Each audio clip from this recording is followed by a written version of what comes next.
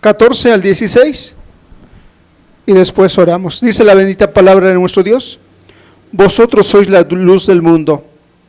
Una ciudad asentada sobre un monte no se puede esconder, ni se enciende una luz y se pone debajo de un almud, sino sobre el candelero, y alumbra a todos los que están en esta casa. Así alumbre vuestra luz delante de todos los hombres, para que vean vuestras buenas obras y glorifiquen a vuestro Padre que está en los cielos. Señor Dios de la gloria, delante de tu presencia nos acercamos, mi Dios, para darte gracias. Gracias por este día, gracias por la vida, por la salud.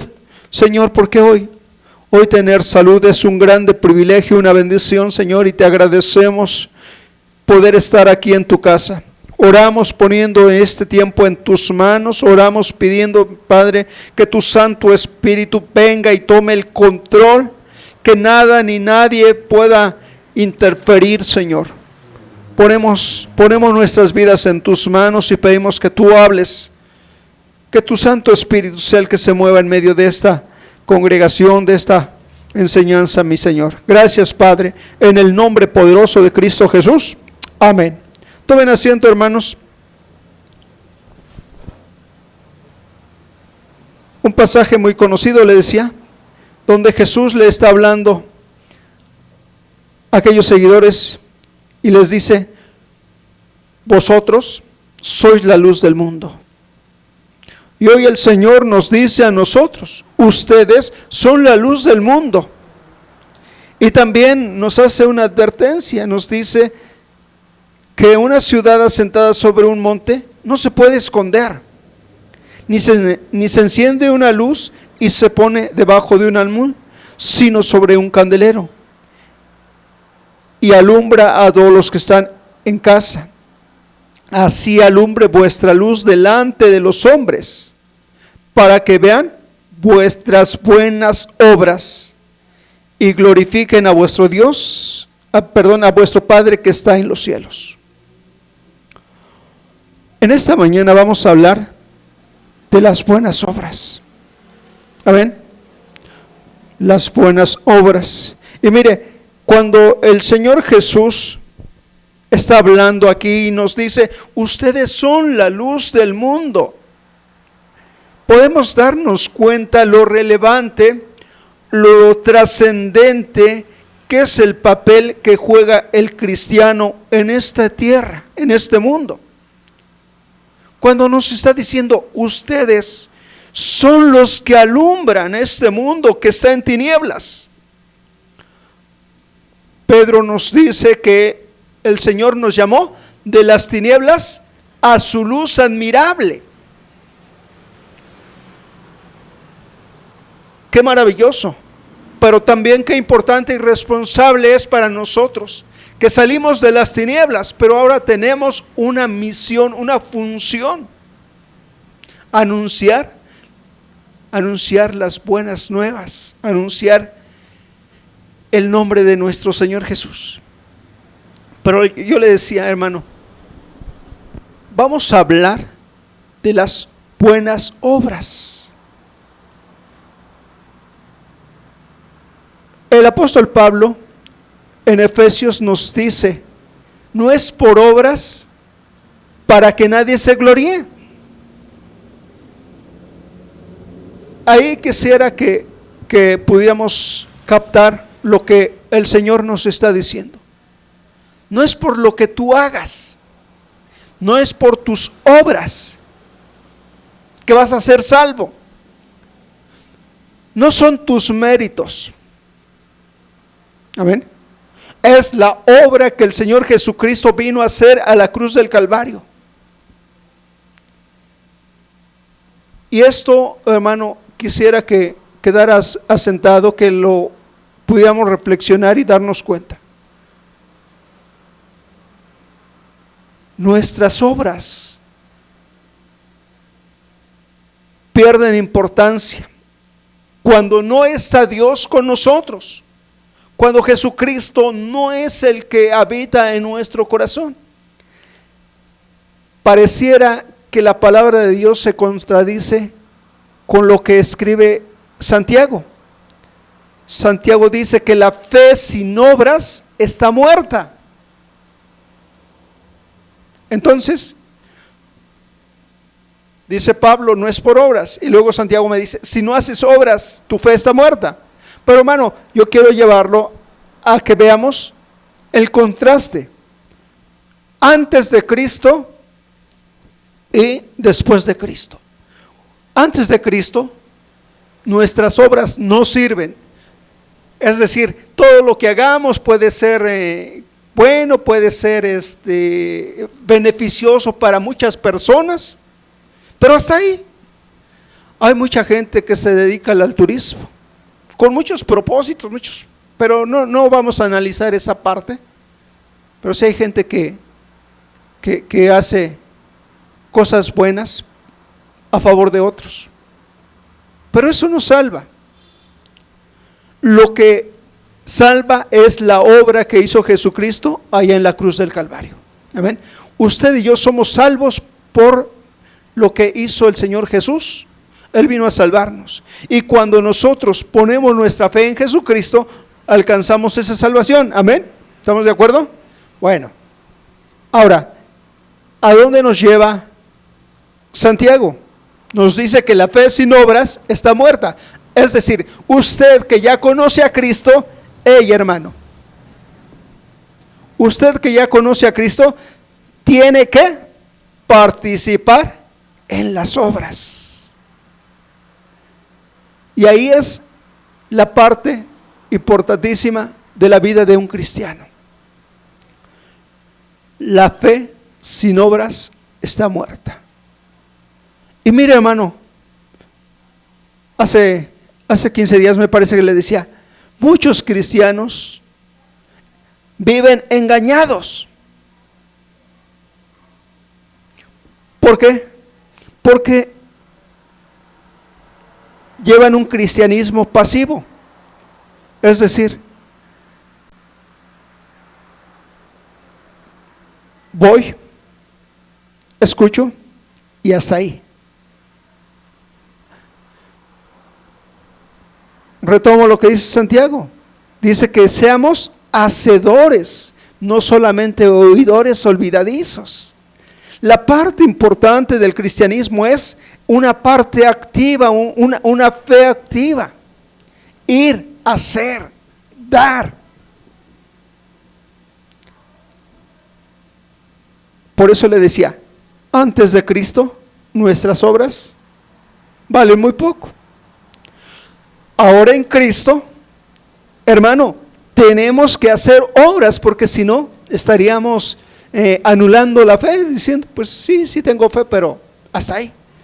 Por eso el Señor Jesús nos dijo, estas y mayores cosas ustedes las harán, porque el Espíritu Santo estará con ustedes, y entonces ese poder de Dios, hermano, se mueve en el corazón de los cristianos y hace muchas cosas.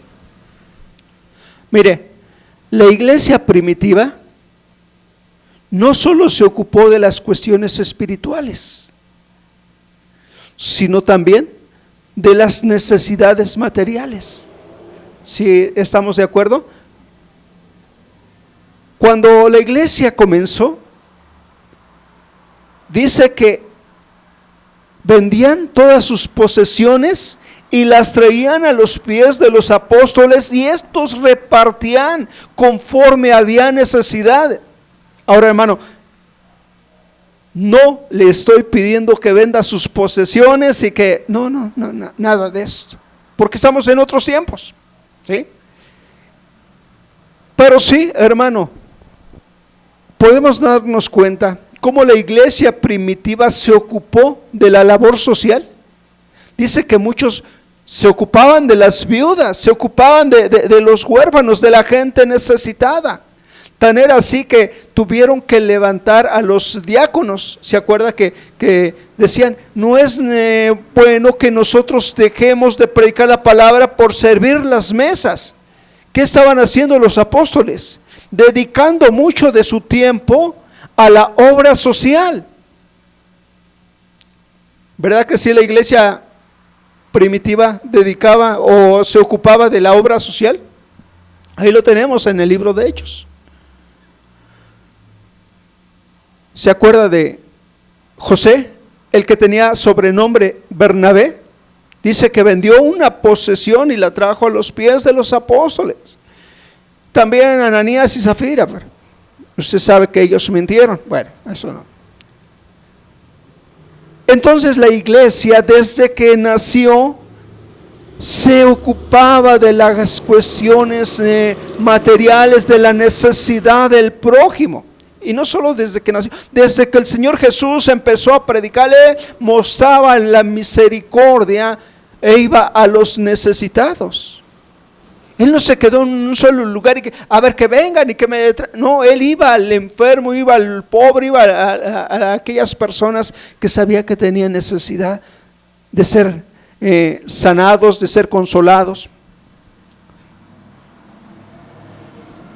La iglesia como tal, hermanos, tiene que tomar o retomar esta función. Nosotros como cristianos tenemos esa labor. Dice el pasaje que leía, verso 16: así alumbre vuestra luz delante de los hombres, para que vean vuestras buenas obras. Hermano, la gente necesita ver hechos, ¿cierto? Mucha de la gente ha creído por la misericordia que han visto se manifiesta en la iglesia. En los siglos 16, 17, muchos misioneros salieron de Inglaterra para ir a las regiones más difíciles, los lugares de Asia, de África, pero principalmente en el siglo XIX y el siglo XX, muchos misioneros fueron y llevaron el mensaje de Dios. Hermano, en ese tiempo estos hombres gastaron todo lo que tenían para que la obra del Señor Jesucristo fuera predicada, para que el Señor Jesucristo fuera conocido en los lugares más lejanos. De hecho, hay un país que se fundó con protestantes. Las 13 colonias de Norteamérica fueron fundadas, fueron colonizadas por protestantes, por gente que había conocido de Cristo, pero que en esa lucha que había en Inglaterra, porque de repente un tiempo eran cristianos, según el rey que estaba en el trono, un tiempo eran cristianos y todos los cristianos eran bien vistos y bueno, tenían todos los privilegios, pero de repente cambiaban, venía otro rey y tomaba y tenía otras creencias, y entonces todos los protestantes, todos los cristianos eran perseguidos, y en ese tiempo los cristianos en Inglaterra eran perseguidos, en el siglo XV más o menos eran perseguidos, y entonces empezaron a emigrar y llegaron a Norteamérica, y ahí fundaron lo que hoy es Estados Unidos, que después pues hubo muchos cambios y que la libertad que ellos buscaban se convirtió en libertinaje, y que de ahí surgieron muchas sectas. Bueno, es otra situación, pero podemos ver, hermano, que esas colonias, esos pueblos que crecieron, después enviaron misioneros a diferentes partes. Si usted ha oído hablar de algunos de ellos, Hudson Taylor viajó a lo que es China, se hizo como un chino, vivió como tal, su aspecto lo transformó de tal manera que él se identificaba con la raza de China.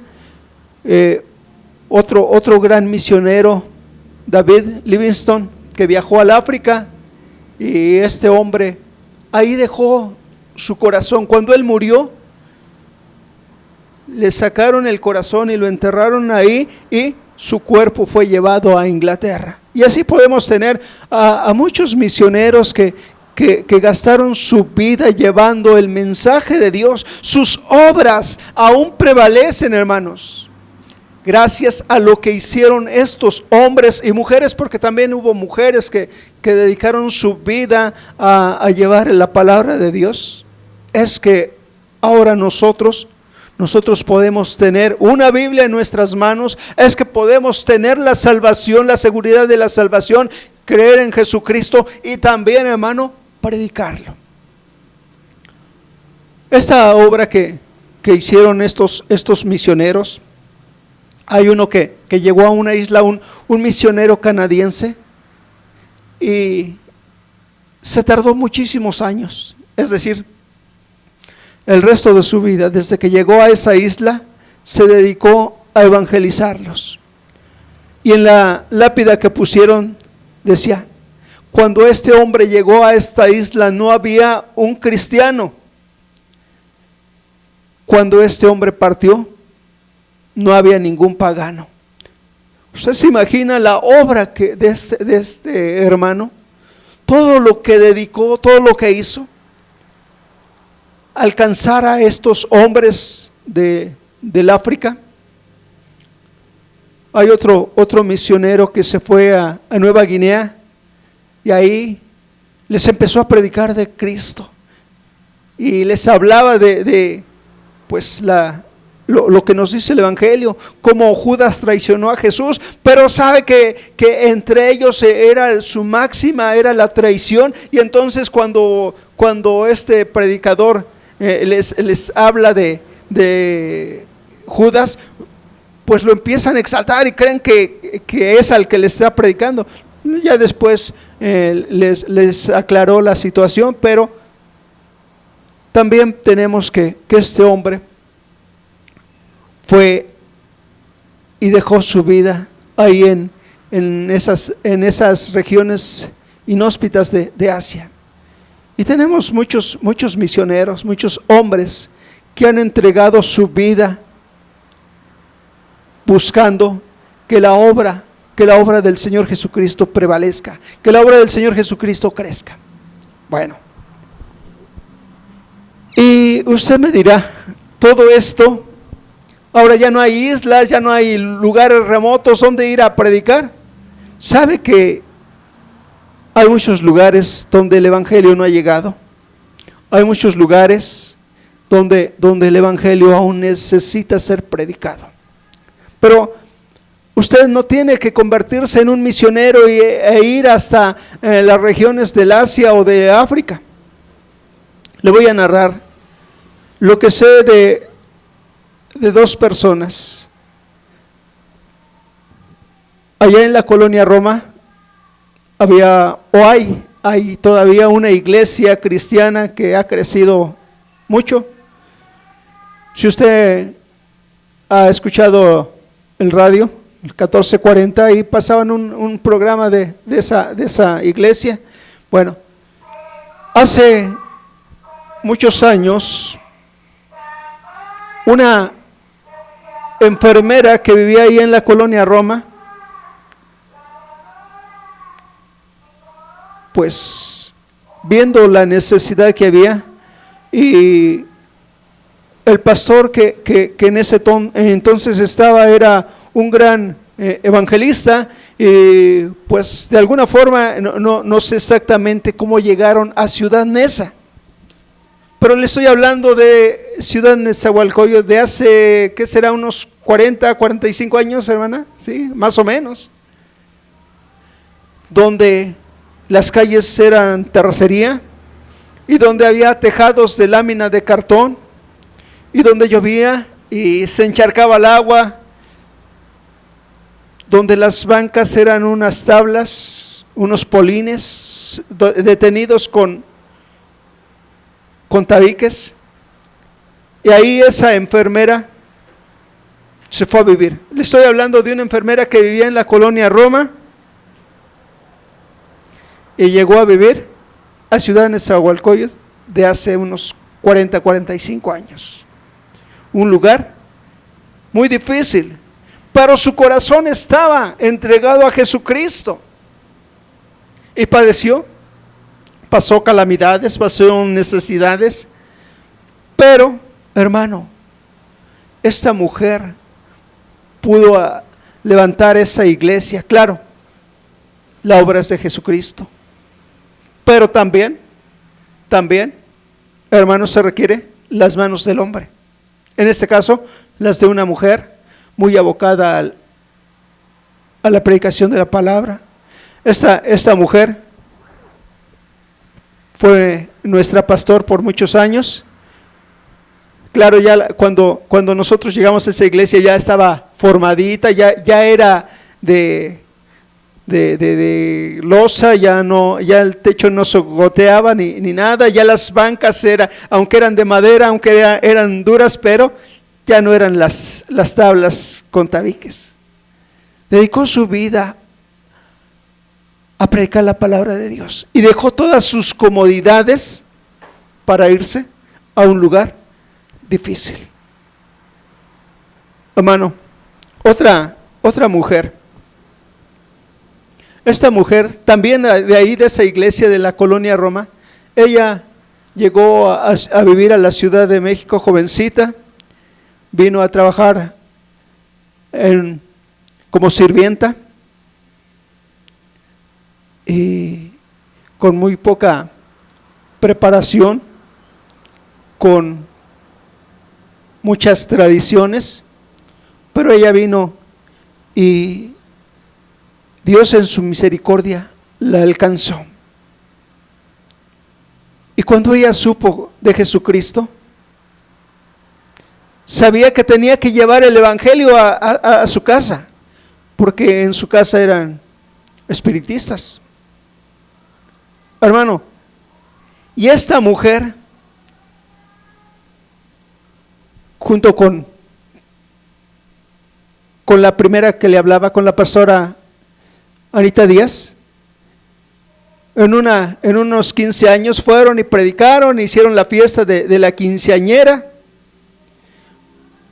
Pero sabe, el pueblo de Grajales, Puebla, no quería a los cristianos, y ese día incendiaron unos mogotes de zacate.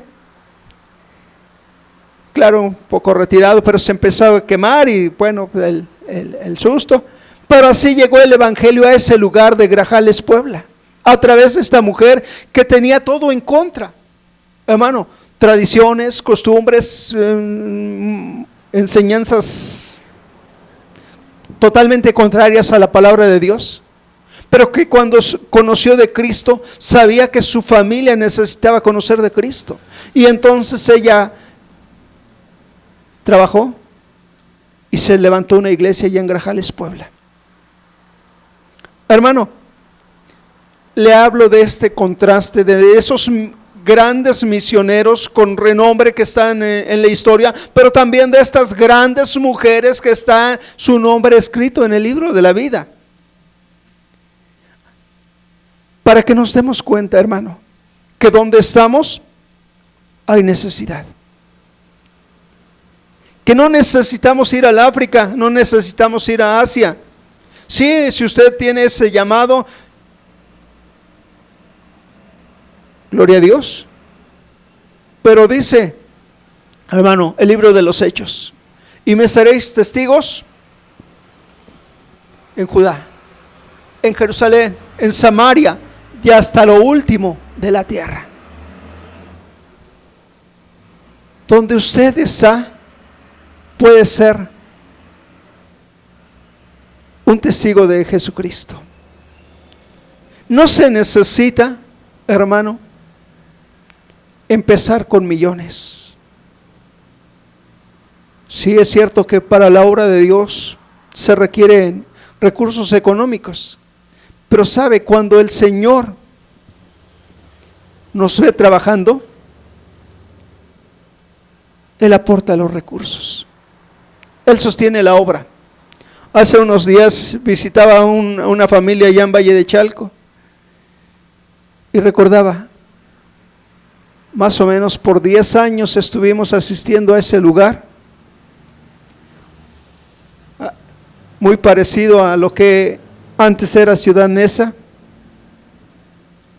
con muchas necesidades, muchas carencias.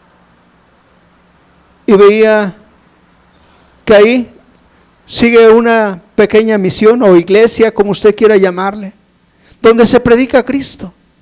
Y ahí esos hermanos siguen trabajando la obra que se inició hace más o menos unos 20 años. Y damos gracias a Dios porque, hermano, lo que dice la palabra se cumple. Y en esa parte, yo quisiera que quedara en nuestro corazón esta enseñanza del versículo 16. Dice: así alumbre vuestra luz delante de los hombres, para que vean vuestras buenas obras y glorifiquen a vuestro Padre que está en los cielos. Hermano, los hombres necesitan ver nuestras obras. Los hombres necesitan ver nuestro trabajo. Y muchos que no creen o que no conocen de Dios porque nacieron en una cultura diferente, porque tienen tradiciones diferentes, porque su familia se las inculcó. Pero sabe, hermano, que a través de lo que usted y yo podamos hacer, mucha gente va a conocer de Cristo. A través de lo que usted y yo podamos hacer, mucha gente va a glorificar a Cristo. Hermano, yo no conocía de Cristo, pero déjeme decirle que alguien que tenía esa luz encendida pudo predicarme y pudo enseñarme que hay un camino diferente. Pudo enseñarme que a través de Cristo hay perdón y que el hombre necesita ser perdonado, que necesita arrepentirse de sus malas obras y volverse a Cristo.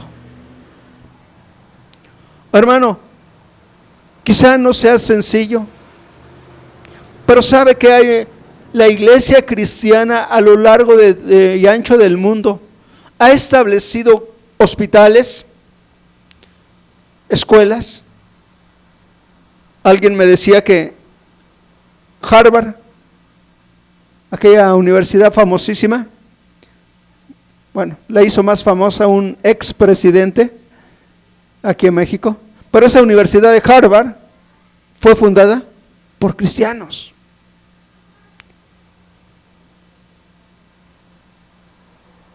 Hay una mujer o unas mujeres que tienen un ministerio muy importante, se llama Ministerios de Amor. ¿Sí ha oído hablar de Ministerios de Amor? ¿Sí? Ministerios de Amor, ¿qué es esto? Bueno, quizá muchas veces no nos adentramos, no conocemos. ¿Qué será Ministerios de Amor? Pues sí, suena bonito, ¿verdad? Suena el nombre. ¿Sabe que Ministerios de Amor es una obra que iniciaron unas hermanas? Y ese ministerio de amor se dedicaba a recoger a jóvenes, a niños, jóvenes, muchachos de la calle, y les daba un albergue. Pero no solo trabajaba con los muchachos de la calle, sino acercaba a la familia, o más bien ellos se acercaban a la familia y les hablaban de Cristo, y veían cómo sus hijos, aquellos que habían corrido, aquellos que se habían ido por no querer obedecer o por muchas razones, aquellos que habían quedado en la orfandad, que vivían en la calle, ahora tenían un lugar donde vivir. Y los que tenían familia eran invitados. Y cada domingo iba la familia a ver cómo sus hijos iban progresando, cómo iban cambiando, cómo el poder de Dios los iba transformando. Porque eso es lo que hace la palabra de Dios, nos transforma, nos cambia. Ministerios de Amor es una asociación o un grupo que trabaja muy fuerte con los muchachos de la calle. Y así hay varios. Hermano, por ahí en alguno de los libros que he leído, encontré que un hombre empezó alimentando a una persona y después a dos, y después eran cientos y después eran miles. Usted se podrá preguntar, ¿y cómo le haría? ¿Sabe que en la obra de Dios el Señor es el que la sostiene, el que provee, el que bendice, el que da para que su obra permanezca? Así que, hermano, en esta tarde yo le quiero pedir, si usted tiene una visión, si usted tiene algo que le esté moviendo, tiene que dar ese paso de fe. Tiene que intentarlo hacer. Quizá en el ministerio vamos a llevarnos muchos fracasos. Pero ¿sabe que de los fracasos también se aprende? Pero si no lo intentamos, no vamos a tener fracasos, pero mucho menos éxito. La obra de Dios tiene que extenderse. Y cada uno de nosotros fuimos llamados a hacer esa obra. Por eso les hablaba de aquellos predicadores como Livingstone y como que se fue a China, Hudson Taylor. Y más, hay muchos más. Pero hermano, también le hablaba de esta enfermera y de esta hermana que de Grajales, Puebla, la hermana Juanita, no recuerdo su apellido, pero Juanita López. Gracias, hermana. Como hermana, hermanos, de ahí de un pueblo, de una pequeña ciudad de Puebla, esta mujer vio la necesidad y no se sentó a contemplar sus carencias. Es que no tengo. Ella sabía que tenía su Biblia. Ella sabía que tenía, sobre todo, al Dios grande y poderoso. Y ella fue y le predicó a su familia. Y aquellas personas que estaban en contra de Dios y que adoraban a otras cosas que no eran Dios, hoy adoran a Dios. ¿Usted algún día ha visto o ha comido los chiles San Marcos? Sí, los chipotles San Marcos. Pues de ahí ya vienen, de mi tierra. Y si ha comido, hay otra marca de chiles envasados que se llaman La Morena, que vienen en un envase anaranjado. Pues también, y ahí algunas hermanas de esa región de Puebla, ahí trabajaron en esa fábrica. La hermana Carmela, que era o es el brazo derecho de la hermana Juanita. Hermanos, ¿por qué les digo esto? Porque gente con muy pocos recursos, pero con mucho amor hacia Dios, abrieron esa iglesia, hermano. Ahora, quiero llevarle a la otra parte de la Biblia. No lo dice, pero más bien quisiera que lo tomáramos así. Dice el versículo 16: así alumbre vuestra luz delante de los hombres. ¿Por qué? ¿Por qué los cristianos hacemos muy poco? Y usted me podrá decir, porque tengo muy poco, porque, un sinnúmero de razones. Pero sabe, la principal razón es que no vemos la necesidad. Dice el Señor Jesús en el Evangelio según San Juan. Evangelio según San Juan, capítulo 8, verso 12. Otra vez Jesús les habló diciendo: yo soy la luz del mundo. El que me sigue no andará en tinieblas.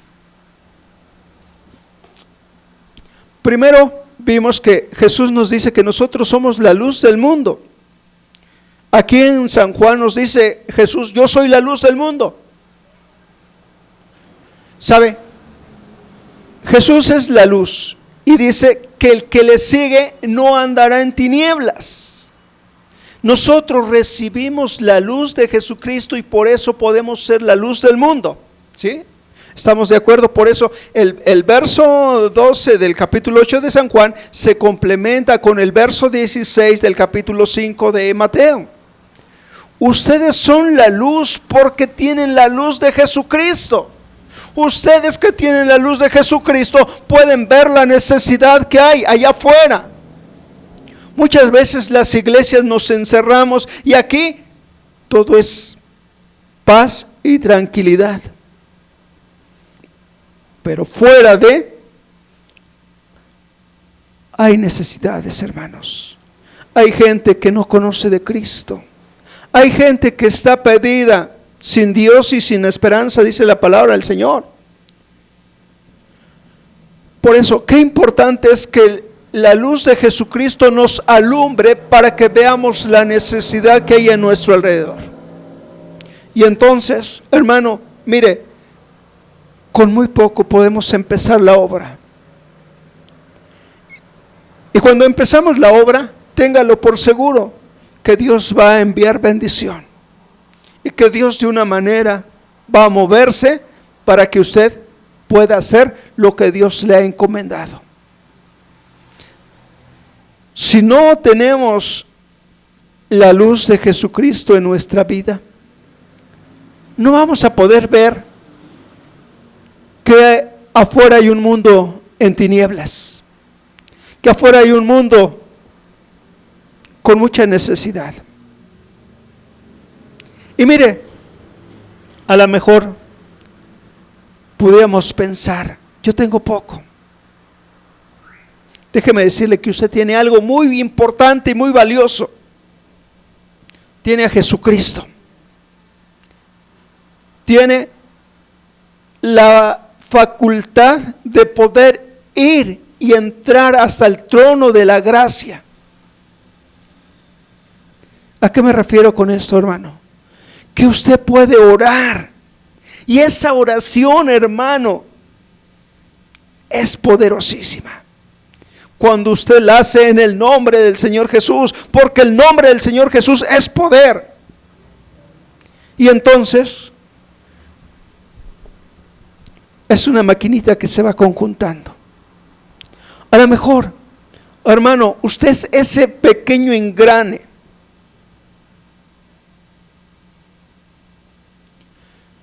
Hace muchos años, cuando teníamos la papelería, teníamos una copiadora. Y esa copiadora, pues, tiene muchas piezas. Pero de repente se atoraba y se barría un engrane. Eran engranes muy pequeñitos de plástico. Y yo le decía al técnico: bueno, cada rato se barre ese engrane y se echa a perder y ya no funciona toda la máquina. ¿Por qué no hacen los engranes de fierro? Bueno, si hiciera el engrane de fierro, no solo se echaría a perder este engrane, sino se barrería todas las piezas. Hermano, una piececita, un engrane, hacía que toda la copiadora ya no funcionara. Pero ese engrane hacía que toda la copiadora funcionara. Hermano, quizá usted sea ese engrane que va a hacer funcionar un sinnúmero de cosas. Que usted va a hacer que la obra de Jesucristo se extienda, porque hoy más que nunca hay muchísima necesidad.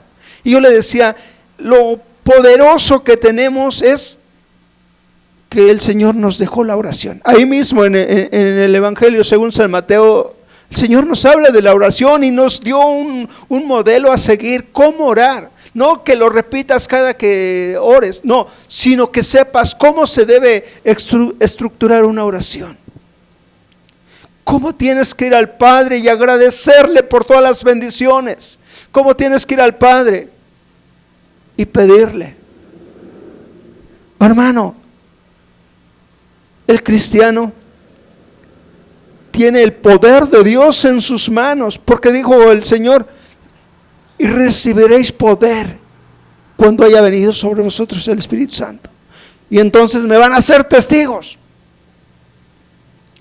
Pero hermano, no nos tenemos que quedar callados, no nos tenemos que quedar sentados. Quizá usted me diga, es que yo no tengo un pueblecito a donde ir a predicar. Bueno, hay otros que sí tienen un pueblecito donde ir a predicar. Pero si usted ora por esos que están yendo a ese pueblo a predicar, ¿sabe, hermano, que eso es de mucha bendición? Que eso sostiene a los grandes predicadores. Algunas veces he referido esta ilustración. Solo es una ilustración. Que un día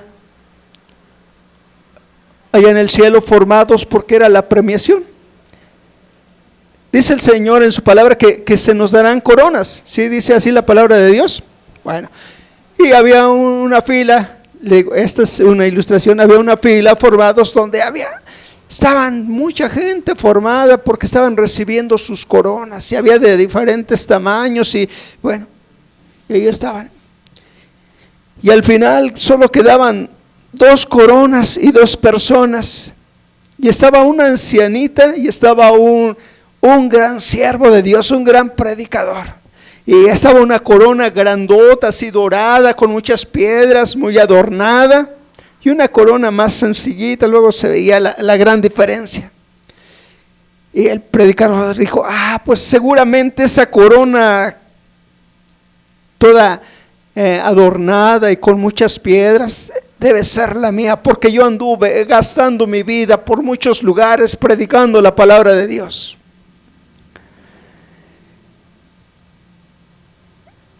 Y la gran sorpresa fue que esa corona se la puso el que las estaba dando a la ancianita. El predicador se sorprendió. ¿Cómo es posible?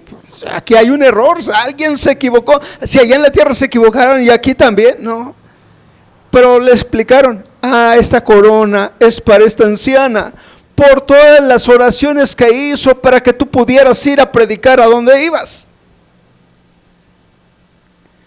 Hermano, quizá no podemos dar, no podemos ir, pero tenemos el poder de orar. Hermano, y hoy más que nunca, ¿cuánta gente necesita que oremos por ellos? No sé si alguien se ha acercado a usted y le ha dicho, estoy enfermo, o tengo un enfermo en el hospital, está desahuciado, quiero que oren. El viernes un gran testimonio, el pastor Beto, desahuciado de cáncer, que está caminando por el poder de Dios,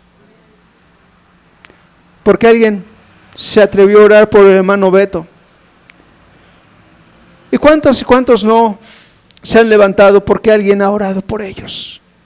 Hermano, qué importante es que podamos tener la luz de Cristo para que, hermano, los hombres puedan ver las obras que la iglesia está haciendo y así glorifiquen al Dios Todopoderoso. Así que, hermano, ¿cuál es su visión? ¿En qué está pensando?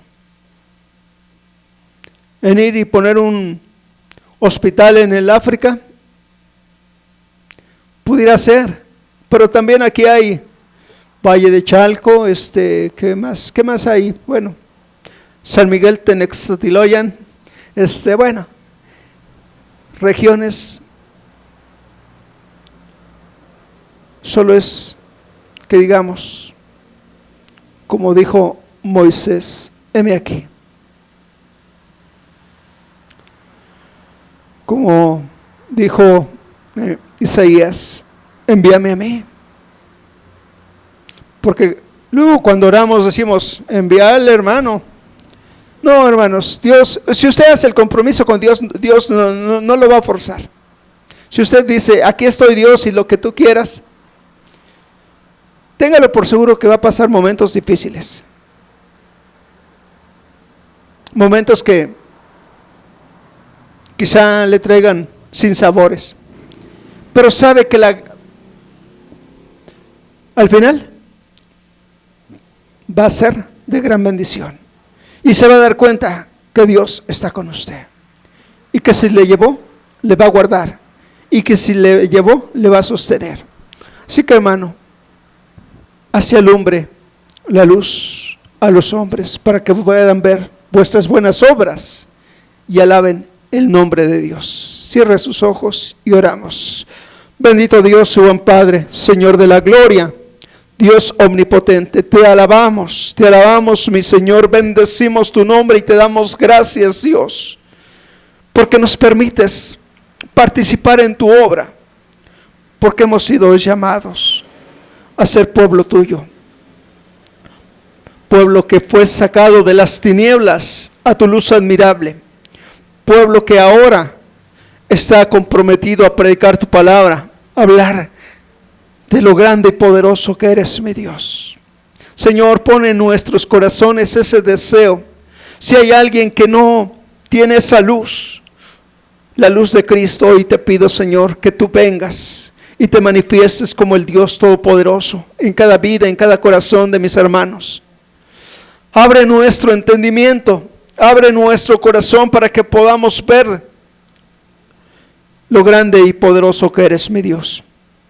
Pero también que podamos ver la necesidad que hay a nuestro alrededor.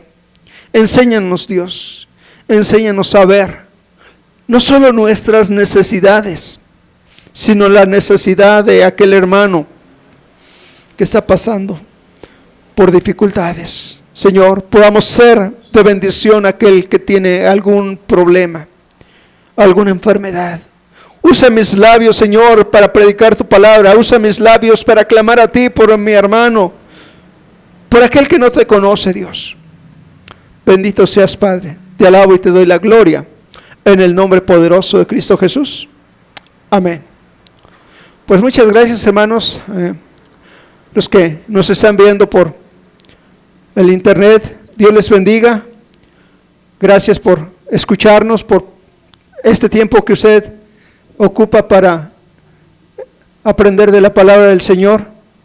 Le damos gracias y pedimos que martes y jueves siga las predicaciones de martes de los Salmos, el jueves terminando el Evangelio según San Juan, y los viernes tenemos un tiempo de oración. Así es que Dios le bendiga, hermano. Dios le bendiga a todos los presentes.